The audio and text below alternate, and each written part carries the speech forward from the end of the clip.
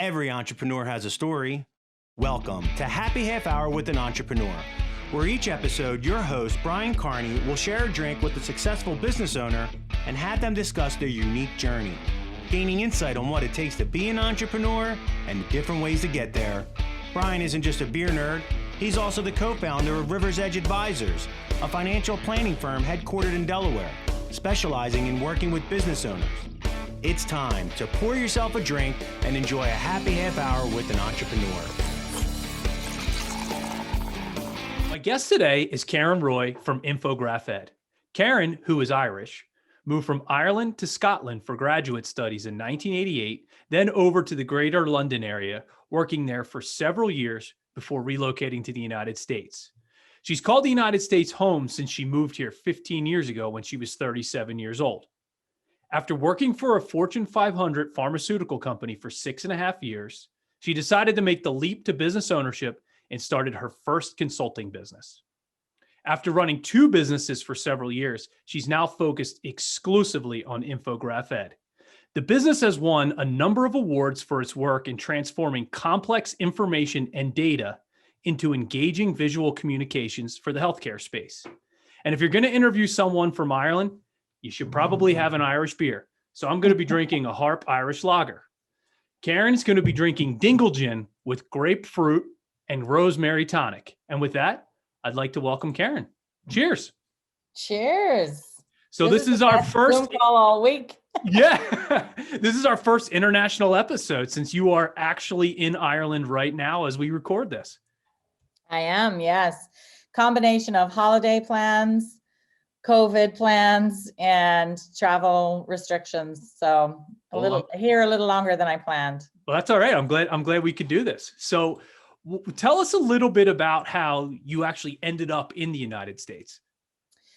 Right. So, like a lot of things in life, it was never part of the plan. Really, I was working for that same biopharmaceutical company you mentioned in the intro in the London area. I had been with them for 10, 11 years at the time. And one of the vice presidents came over and said, hey, we're creating a new department. So at the time, one of the regulatory requirements that was coming in pharma was they needed to firewall off a function that was giving grants for medical education for clinicians. And they were building a whole new team. And he came over, took me out for lunch. We had fish and chips and a beer, and he showed me the org chart and he said, this is the job I'd like you to take. What do you think? And I went, okay. That's great. So you didn't have grand plans to come to the United States. You just ended up here. I just ended up here, and I thought about it, and I thought, I'm single. I have no kids. This could be a fun opportunity. Let's do it for 2 years, see how it works out. And I can come back to Europe with having the head office international experience. And then those 2 years came and went, and I'm still here. Yeah. 15 years later, you're still here. So tell us a little bit about your business and what you do. Right. At Infograph ED, what we do is we provide graphic design services to different stakeholders working in healthcare communications generally. So the context for that is really at the point when perhaps a pharmaceutical company has completed its research and development program, and now they need to communicate the data from the clinical trials to physicians and other healthcare providers so they know how to use the products responsibly and appropriately. So a lot of the work we do is continuing medical education providers, helping them deliver their content with greater impact. So the company is called Infograph ED, and infographics is at the core of what we do essentially. So you do your business focus on what I actually consider to be a lost art nowadays. You take incredibly complex information and you translate it into simple to digest ways. So how did you identify the need for that in your space? So 2 things there really. First of all, in my previous role as senior director of the medical education function, I had seen the output. I had seen these courses and online programs that had been created. and just got bored of seeing the same old either video talking head or, death by PowerPoint, Sure. Yeah. and thought there has to be a different way. And so was exploring, ways of doing that. And then like a lot of things that happen kind of by accident, I was actually reporting on data gathered as a result of a consulting project that I did. And I was invited to present that at a scientific meeting. And I didn't know how I was going to do it well. And so I reached out to an ex-colleague of mine who was an artist by passion and a scientist by education, and asked her if she could help me put a poster together. And she did. And I had people lining up to talk to me. I thought about my interesting data, but basically we're like, hey, who did your poster? That is great. And that's how the company started. I drove home from the conference saying, I think there's something here. We should think about this. That's actually amazing. So do you have competitors? Are there other people that do what you do in your space? Not uniquely. So infographics and data visualization is an emerging field. It's a trend in how we communicate information. You'll have seen it even in the consumer space, it's becoming more and more common. So a lot of other agencies include infographics and data visualization maybe as part of what they do. Right. But with us, it's uniquely all that we do. And I haven't seen anyone yet who delivers interactive infographics the way we do. By interactive, I mean, we can provide the opportunity for a reader or a learner to engage directly with data. So if you want to segment things out by patient type or by dose or comparative drugs in a study, you can do that with a click, and we collect all of that information on the back end. So that's something that's pretty unique to us. Yeah, definitely. So who hires you guys? What types of companies hire you? Right. So we do a lot of work through third parties who receive funding from pharmaceutical companies directly. So they are medical education providers. They have access to the healthcare professionals who need the training. They know what the healthcare professionals need to know. So they've conducted needs assessments and gap analysis. They pull the content together and then essentially hand it over to us, and we make it look better. We make it easier to consume, clearer, and more engaging. So that's the mainstay of our client base. We do some work directly for pharma clients, and actually that's becoming a growth area for us, direct to pharma, with posters or interactive manuscripts directly summarizing the content of their clinical trials. And another area that's a growth for us is now lay, patient information or plain language information for the lay audience. So there's much more, I'm pleased to see it. There's much more transparency in the pharmaceutical world now, making sure people know the outcome of clinical trials, and there's no hiding data anymore. And the first attempts to kind of open this up was directed at healthcare professionals and researchers, but now it's to the general public too. So our approach of simplifying things and making it more visual, less words, more pictures, make it appropriate for that venue too. That's a huge need, because I know even if you go to the doctor or you talk to someone about medication you're taking, and they use tons and tons of jargon, and you feel overwhelmed and intimidated. We see that a lot in our world with investments, and you use a lot of jargon. And I think that that's such a unique area to be able to simplify it down to a really basic level that's easy to digest for people. Yeah. And using technology. I mean, everyone's got one of these, right? Sure. In some way or form. Yeah. And using, delivering information in a more digital way. I'm at the age now, Brian, where I can't read the information in package inserts. Right. If I have to open medication for anything, I've got the glasses, I'm trying to hold it out here. There's too much. Yes. Sometimes you're like, I just want to know how many of these I should take in Right. 24 hours. Make it simple. Yeah. So it's getting to the information that you want Yeah. quickly and then conveying it clearly. It's so funny you say that. I just recently hung a television and the directions came and I couldn't get through them. My wife had to read the directions. And in fairness, full disclosure, she actually did end up hanging the TV herself because I couldn't pay attention to the directions, because it really is a real problem. So you, much like a lot of other people, they start working for a Fortune 500 company and they go, I don't want to do this anymore. I think I can go out and start a business. Did you always think you'd end up as a business owner, or when did you realize that you needed to make the shift from the secure, steady paycheck of a Fortune 500 salary and benefits and then go out and take the leap into the world of being an entrepreneur? Mm-hmm. So I'd love to say that I always wanted to do this, but honestly, I really wasn't brave enough.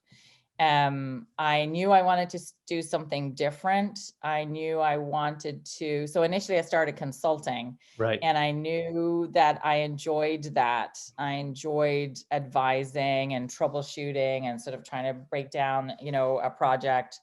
But I wasn't brave enough to step out and do it myself until, it's kind of bad news, good news. The company I was working for was acquired, and there was an opportunity for a severance and to exit. And so that gave me the safety net to try something new. I was like, let's just give it a go for a year, and then I can always come back in-house if I want to. Good point. Now or never. Yeah, exactly. And I mean, it was just too good to pass up. And I was lucky in my personal circumstances. There wasn't a risk for anybody else. Right. But I realized, kind of looking back, that maybe I always had a little bit of an entrepreneurial kind of streak or interest. That I worked with a small company when I joined them. I was the fourth hire in Europe at the time. Oh, wow. So you had to wear multiple hats. Sure. And as the company grew, I was able to say, you know what, I think this is what we need now. And this is what I want to do. Can I do that? So I managed to carve out new roles for myself, maybe 2 or 3 times, over the space of 5 to 7 years.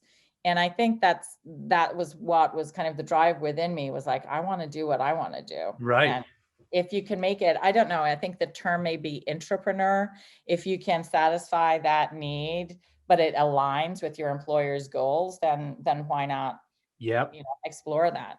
Yeah, that does make a lot of sense. You talk about being internal at a Fortune 500 company, and you really kind of trying to pick exactly what you want to do. Not every place gives you the ability to make that a successful career, and to be able to jump out and start your own thing is kind of great. Yeah.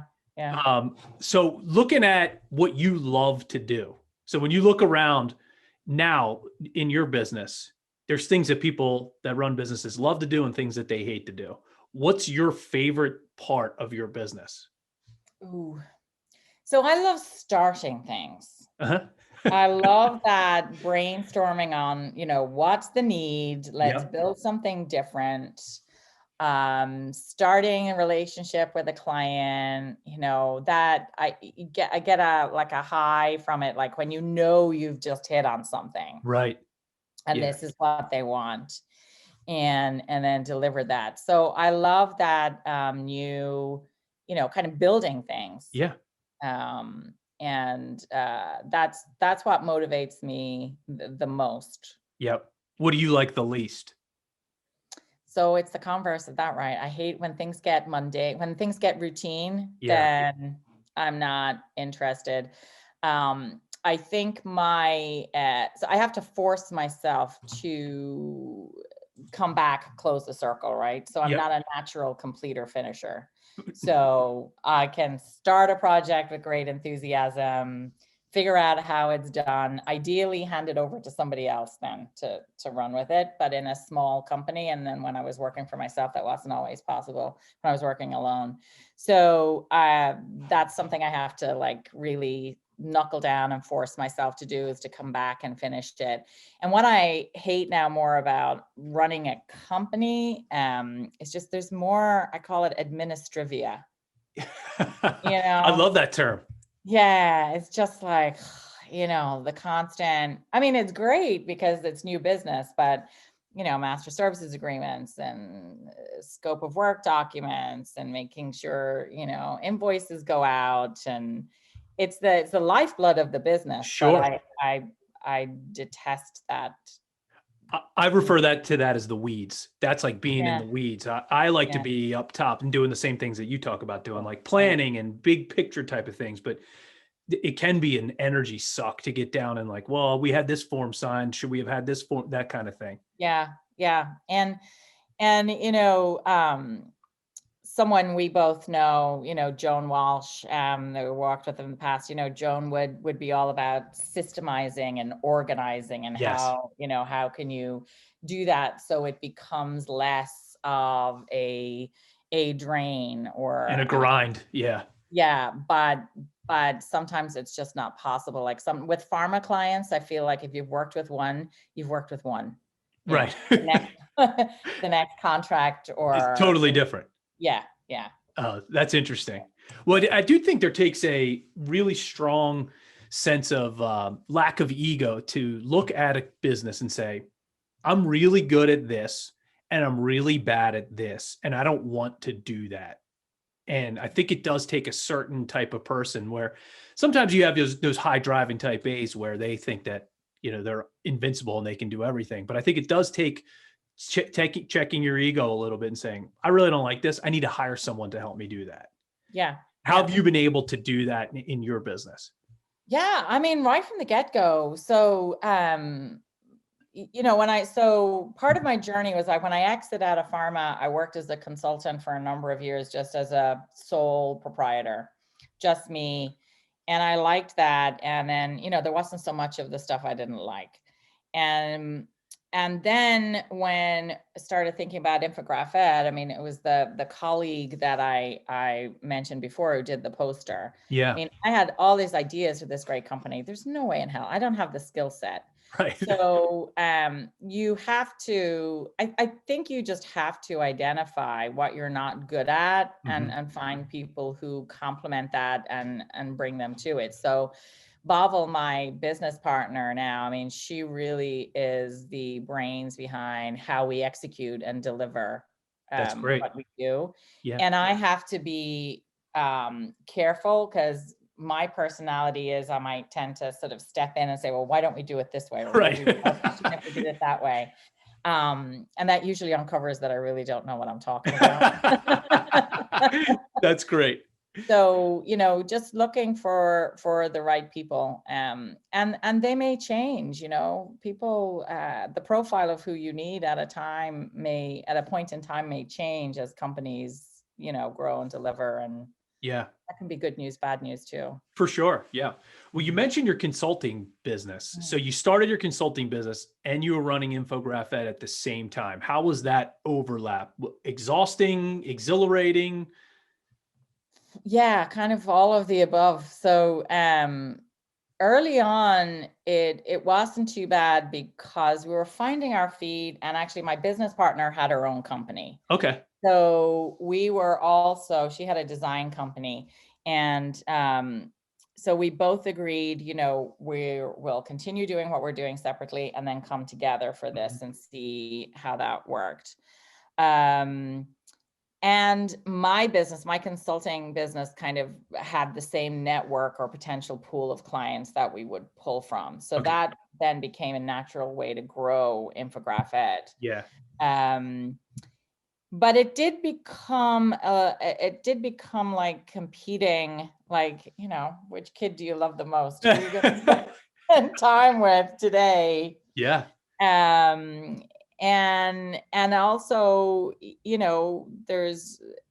it's also like then two kids to feed, because you're going to, who am I going to nourish and sort of grow today, versus not spending time with the other one. So, you can tell I'm not a parent. Who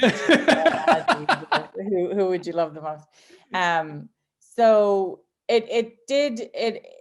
after a couple of years, it became more challenging as both businesses grew, Yeah, actually. So my consulting business grew to the point where I had two other people working with me there as well, because I got asked to run meetings and advisory boards and events. So I needed a meeting planner, sure. and that became great. And then the decision to kind of go all in with Infograph Ed really became the point when I had to sit down and think, like, where was the longer term gain? Hmm. So as a consultant, as a sole proprietor, right, it's like you eat what you kill, right? It's Sure. just Yeah. that project, that time. When it's just you, it's good when it's good, and it can be lean at times as well. um but it was never going to get any bigger because it was still just me, Yep. right? Unless I changed the model, which I didn't want to do. Yep. With Infograph Ed, there was the potential that this could become bigger. And that was an active decision that I had to make, because I never really set out to build a team to be responsible for 8, 10, 12 other people's income. Right. A lot Um, of pressure. yeah, so that has been a big shift for me over the last couple of years, is kind of getting comfortable with that. Yeah. I mean, that to be able to, have a traditional business where you're the last person that gets paid and you have to make sure everyone ahead of you gets paid. There's two ways that that's stressful. Number one, you have to sort of fulfill your promise to them that you're going to pay them. Number two, that's pretty stressful when you're trying to run your own household, you know? Hmm. So there, Hmm. to have that lumpy income there, sometimes it's lean at times is really can be really challenging. Yeah, yeah. But there was no way we were going to, for Infograph Ed to fulfill its potential with both of us being in it part-time. Yeah. So Bobble stepped in more full-time, like a little bit earlier than I did. But I mean, I say that, but really it was almost having two full-time jobs. Yeah, for I sure. mean, Yeah. it was working 60, 75 hours, 80 hours a week, if it, at its worst, Yep. um, to keep things going. And then I thought, this isn't what I want to be doing. Yeah. So you mentioned that you're kind of stuck in Ireland, if you will, because of travel plans being canceled, and undoubtedly COVID has played into that. So tell us a little bit about how COVID has affected your business. So, right, March 2020 was a tough time for everybody. We weren't sure how it was going to pan out for us. My assessment at the time was that things might slow down for a while because pharma budgets would go on hold. So if you think about it, no one was seeing their doctors for routine care. True. Uh, Sales reps weren't out. Other like medical conferences weren't happening. So we thought that budgets would be frozen, and they were to some extent. So second quarter was pretty lean for us, but it bounced back and more in fourth quarter. I Wow. think the reason is that, as I explained earlier, a lot of what we do is delivered online digitally to allow people to interact with data. Yeah. And the value of digital communications was just enhanced, It's a great point.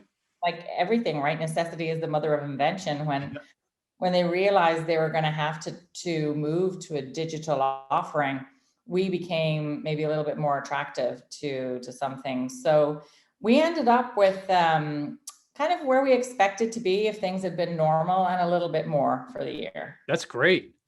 Yeah, that's good. It is like you said, necessity is the mother of invention. And, you noticed a lot of businesses that weren't necessarily virtual went virtual quickly. So I do think there have been some positives that have come about from the pandemic. So what are some of the positives that you guys have seen on your business? So I think the biggest positive for us is the talent pool now is much broader for us. So what I mean by that is we actually had a physical office space. So all our designers we're located in an office in Maryland, in Gaithersburg. Okay. And so our lease came up for renewal in September. We hadn't been in there since March. Yep. And we decided to let it go and go fully remote. Wow. So it was kind of happening naturally anyway. People were starting to say, hey, I want to do 1 day a week at home or 2 days a week at home. But we went totally virtual for COVID reasons, and then realized that, with some adaptation, we upgraded everybody's computers if they needed it. We put different measures in place for communications. And once we provided everyone with the resources that we needed, we were able to work fine remotely. So we've moved to a totally remote model, and now that has opened up the talent pool to us, because they don't need to live near the office, right? Yeah. That's no one's pretty amazing. Disadvantaged if they're the only one not in the office or something. Do you think you guys will ever have actual office space again, or do you think you'll be a totally quote unquote virtual company? I think we'll be, as Infograph ED, I think we will stay as a virtual company with a desire to maybe get together once a month or something for training. I think it is very important as well to keep a social connection. So one of the things I worked really hard on was encouraging people to stay in touch. We use Slack. Okay. Slack application as a sort of instant messaging system, and encourage people, if something's on your mind, or is there something that you would have turned to someone sitting at the next desk, or you would have walked over to talk to them, reach out to them on Slack and say, hey, have you got a minute? And turn your camera on and have a conversation. Doesn't matter if you're in your pajamas. Doesn't matter if you're not. But just have a conversation that you would have normally in the office, because you do lose so much in the nuance of conversation and communication when it's all text-based. You absolutely. Yeah. I think it's that Slack or Teams or whatever has replaced I call it the office pop-in, hey, I got a quick question for you. Or how was your weekend? And I notice even with our company that I talk to some people far more than I talk to others, just because we don't have the interaction. And there is a real a loss of the social aspect of working together as a cohesive team that plays in. Yeah, and the other thing we did a couple of fun things. We did, we had done an escape room as a team, for company outing, and we did a virtual one on Zoom. How was that? It was actually a lot of fun. We had to solve puzzles together and get clues and make our way out. We've done, sent everyone Grubhub vouchers so they could order a meal, and we could eat together, or if they wanted to, they could, spend it however they wanted. But, I recognized we would get together and we would go out for dinner. So how can we simulate that? Yeah. And we had a group mind reader thing on Really? Zoom, which was fun. And then my favorite is we did a virtual long distance walk from, it was from Los Angeles up to San Francisco and across the Golden Gate Bridge. And it shows you where you are on the map, who has contributed how many miles. Oh, that's great. And stuff like that. And it just gave us something fun to talk about every Monday on our project meeting. Where are we? I think it's really huge and so important to build that team and to have a really high functioning team together. And you need to do things like that. Yes. So when you guys were all together, obviously you live outside of Philadelphia. Gaithersburg is not super close. Mm-hmm. How did you guys do it pre-pandemic? How did you focus on building that culture? I don't think we were as thoughtful about it beforehand, because I think it was just everybody gets together. They must like each other. Right. Not otherwise, no effort. It took no effort to make it happen before. Yeah. And I would go down maybe once every couple of months, if that. So I feel a little bit more connected to the team than I did before. Yeah. And I think just being more thoughtful about it and checking in with people, how are you doing? I mean, everybody's got some additional layer of complexity right now, Very whether true. you have kids at home or maybe you live alone and you're not seeing anyone at all. Yeah. That isolation is really difficult. Yeah. So, just recognizing that, again, we try to avoid having a sort of a presentee culture. I mean, I really don't care as long as the work gets done. Sure. But if you need to leave and go for a walk in the middle of the day, if that's your mental health check, it's your only opportunity for exercise. Maybe it's your only opportunity to get away from the kids or meet a friend. It's like, as long as you just, put your status on Slack as away, Yeah. and we know you're not at the end of, of the internet. Right. But just manage your time and be a little bit more thoughtful of what other people could be going through that day. And Yeah. Be very mindful that everyone's fighting their own battle that you know potentially nothing about. yeah, exactly. Yeah. So it is interesting that looking at the whole dynamics of COVID and how it affects people's ability to work. I think before the pandemic, I think the traditional 8:30 to 4:30 or 8:30 to 5 or 9 to 5 work life was falling apart a little bit. I feel like it's almost not necessarily obliterated, but really you might work, to your point, 9 to 12, take a walk for an hour, get some fresh air, hop back on at 2, hop back on at 10 p.m. because your kids are, running around all day and you need you need to finish some things up. So I think that is another potential advantage, that Mhm. still get the work done, but kind of on your own terms.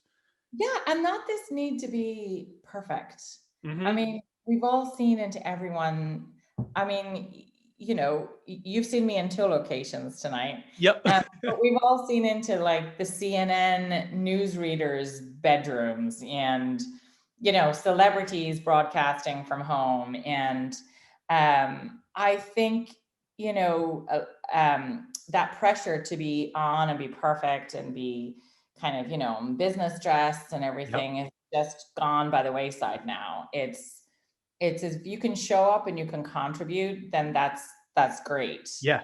And I think it's a good thing. And in fact, I'm sure I saw something on the news today from Ireland that now, I think they said it was something like half the workforce want the option to work from home. Yeah. Goes back, and they're going to make it a requirement that your employer has to consider it. I think commercial real estate from the traditional office setting might have some substantial troubles. I'm not exactly going out on a limb there, but I even think, that shared working space environment might become more and more popular, Yeah. like WeWork or any other type of Yeah. shared working space. Or if you had a company and you needed 6,000 square feet, well, maybe you only need 3,000 now, because you can work at this desk on Monday and Tuesday, and I can work there on Wednesday and Thursday and not skip a beat. Yeah. That is interesting. Yeah. So Yeah. as you look back on your career and your journey into entrepreneurship, you've certainly had people that have likely influenced you Mhm. through maybe at different times in your career. Who are some of the people that you can look back on and are thrilled that they came into your life when they did? So my first boss, actually, a guy called Jerry Duffy, he passed away a few years ago, unfortunately. He gave me my first shot. He actually interviewed me for my first job in pharma as a sales rep. Apparently, within 5 minutes, decided I was not a good fit. Liked me and kept talking so that I wouldn't know it was over. And in the course of the conversation, he then said, "Hey, she's not right for this role, but she might be right for another role." Wow. And that role was actually something it was for a hospital specialist sales position. So back then it would have been something you were promoted into, that Yeah. you served your time with general practice and maybe pharmacy, retail. Right. And he put me forward for that hospital specialist role, and people were like, "She's brand new. She knows nothing. She's never worked before."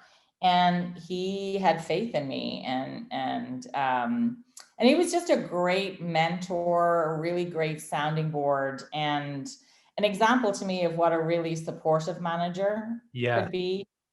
Yep. And after 2 years of doing that, I knew it wasn't a career I wanted to spend my time in. He knew, and he actually helped me get my next job Oh, wow.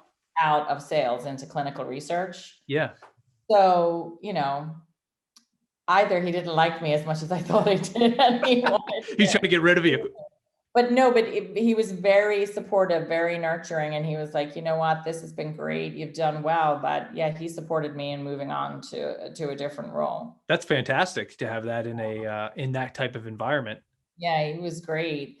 And then later on, actually, just before I was leaving the UK, I worked with we brought her in as a consultant to our team, Karen Winterhalter. So we were two Karens working together, and we had an interesting, very high profile project for the company. And I learned so much from her. She, again, was a great influence on me, had a lot of fun doing her job, great way of getting people to work with her. Sure. And making it look seamless. Like she just looked like she was having a party all the time. That's great.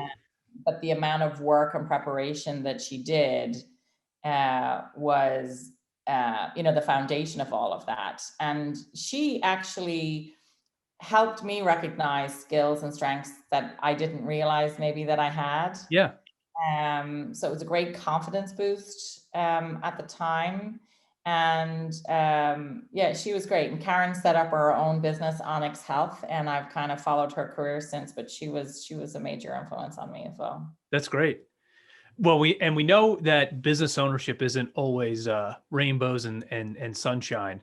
So, can you point back to a time of maybe the lowest point of your career, or even lowest point of owning your businesses? Yeah, I think the lowest point in my career overall was probably just before I left the corporate world, when you and I, around the time you and I met. Yeah. And I was in a place then where I was feeling very undervalued, felt I was being overlooked. But I was also frustrated at my own inability to do anything about it, and feeling very trapped. Mm-hmm. And feeling that, I worked so hard and I cared so much about what I did. Yeah. That somehow that should count for more than it did. And that was actually a big learning curve for me. Like, it doesn't really matter how much you care. You don't get paid more if you care more. Do your job. But I was feeling very trapped. That was the lowest point. I think the lowest point for me as a business owner, I can't isolate one out other than, there have been a couple of months when the cash flow hasn't been there. Sure. And I've just thought, like you said earlier, everyone else gets paid before you. Why am I doing this? Yep. Why am I working so hard for everybody? Everybody else gets paid. I'm the last. You have to have faith that it's going to come through. And it always has.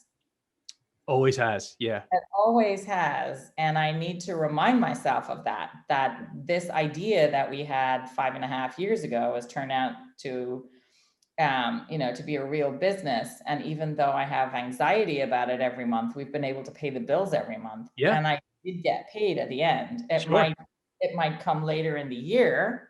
Yep. But it has been successful. Yeah.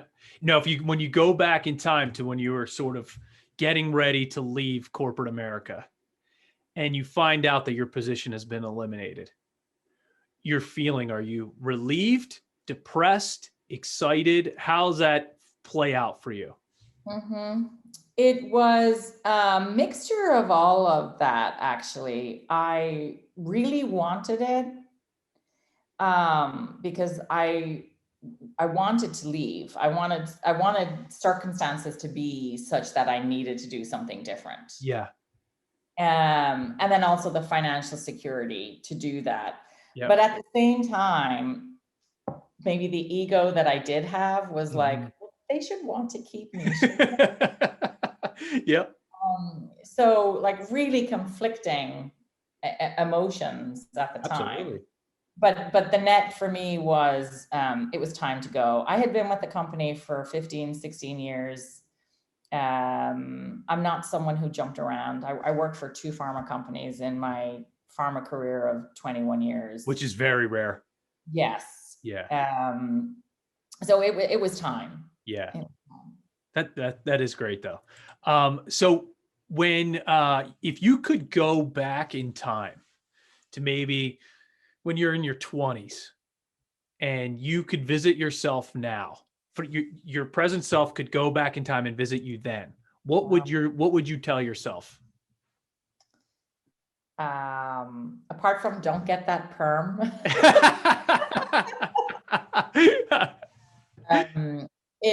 I think it would be that everything's going to, have more faith, Yeah.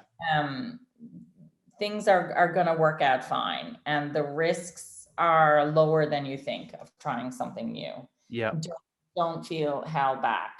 I think that's the main thing, just having more faith and being braver. Yeah. And know that everything will work itself out. Yeah. And if it doesn't work out, it was just the wrong thing, and you'll make another decision and it'll be fine. I do think there's that stress when you're in your 20s where the job that you pick, you're like, this is got to be my lifelong thing. And as you get older, you can kind of look back and go, well, who cares? Go somewhere else. If you're not happy and you don't like what you're doing, but you have to have a plan, figure it out. Don't just complain about it. But I think that was when I was in my 20s. Absolutely. Now the world's their oyster and they know it. Yeah, you're right. And I work with a lot of people in that age group now. A lot of our designers are, half my age. Right. Almost. Yeah. And the confidence that they have astounds me. Yeah. And their willingness to ask for what they want. Yep. And not feeling embarrassed by that impresses me. And I really wish that I'd had more of that at that time. Oh, I totally agree with you. I find it fascinating, the different generations that work together. I started out working for, my second job, I worked for a baby boomer, and he's about 70 now. And he used to say things like, well, you have to pay your dues. And I said, well, what does that mean? Well, I paid my dues, so you have to pay them. And you're like, well, that doesn't really make sense. So now, if you look at the generation that's coming into the workforce, they're very confident and they go, I don't want to do this. Yeah. And I totally agree with you. I love it. I think it's great. Yeah. It takes some adjusting. I mean, I'm the oldest person in our company, I think. Yeah. There's somebody within a week of me. But the youngest person is less than half my age. Yeah. And we've got everything in between. And I struggle with it a little bit. But I've come to love it. I'm impressed by them. I think they're going to get places faster than we did. Yep. And they're thinking about the important things earlier on, like what their value is. Yes. What their contribution is, how they want their lives to be balance-wise. Yep. Everything that I think, people my age kind of came to when it was almost too late to do anything about it. Maybe. Yeah. You're right. It's a great point. Yeah. To be able for them to be able to say what they want and to verbalize it and feel confident. And I remember I had a conversation with one of my senior partners one time where he said, you can't be partner until you've worked here for 10 years. And I said, well, why? And he said, because that's the deal. And I'm like, but why? And he didn't have an answer. So, and I was definitely not confident enough to challenge that conversation. So I think, if I was coming up now, I would have had the confidence to be able to handle that. Yeah. It is interesting. Well, this was awesome. I really appreciate your time today. I really enjoyed it. It's great that we have our first international episode. We had a little hiccup with some of the technology, but that's okay. But so I just want to thank you so much for your time today. And if you'd like to learn more about Karen's business, Infograph Ed, please go to her website. That's infograph-ed.com. Karen, thank you so much for your time and cheers. Thanks, Brian. Safe travels back. Thank you for listening to Happy Half Hour with an Entrepreneur, sponsored by River's Edge Advisors. For more information on how Rivers Edge Advisors can help you, visit their website at riversedgeadvisors.com. If you'd like to connect with Brian Carney for business advice or just to share a beer, follow him on Instagram at riversedgeadvisors_LLC.